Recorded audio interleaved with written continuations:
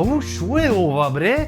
Леле, колку било вака интересно и возбудливо. Страшно нервира. Кога некој, посебно ако е близок, ти се љути за нешто, а ти не знаеш шо е работата. Ете така, се појавуваш и само те гледат вака. Здраво, исто ко секој ден. Здраво, како е? Онака. Добро. Океј е све? Океј е? Супер! Нешто сгрешив? Нешто сгрешив. Дали нешто сгрешив? Нели ова колко со жена ми, Господе Боже, колко е страшно. Нешто дали сгреши? Не знам. Сгреши нешто?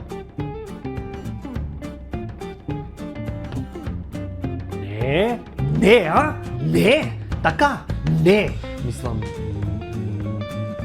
невозможно е во овај момент да го поправам тоа што го сгрешив нештото, што јас во моментов не знам што е, не знаеш што е, така?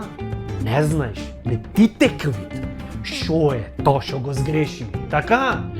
Теквит на кој начин јас сега можам, значи да се искупам таа фатална грешка да ја поправам. Која што меѓу нас кажано си правиме муаве. Брскање. А море побо кажи, плесни ми го в лице, речи ѓубре едно ѓубросано. Повеќе јас ова не можам да го толерирам. Сите степени на толеранција се надминати, они каквецу еден ни заеден цртичка. Значи те толерирав си ве овие години, велев добро ајде уште сега, повеќе е невозможно. Престани да ги фрлаш чорапите во дневната. Пример, не знам, еве, то сега прво ми текна, пошо најдов чорап фрлен во дневнава. Еве, доказ. Мислам, не е мој, не е важно. Ако немат кој, еве би можел јас да бидам крив. Секогаш тука за вас. Значи вака, да се разбериме. Почитувани драги мои сопатници, душиња златни пашиња.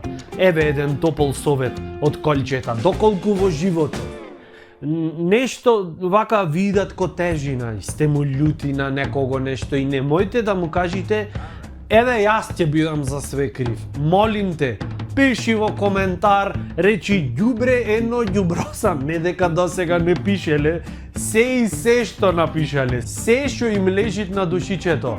Ама сакавме демократија, намити, така е, секој мора да се изрази, да го изрази своето мнение, колку тоа понекогаш и глупота преглупо да биде. Секогаш сум тука за вас, се што ќе ми ви лежит на душичето, да си ми кажите.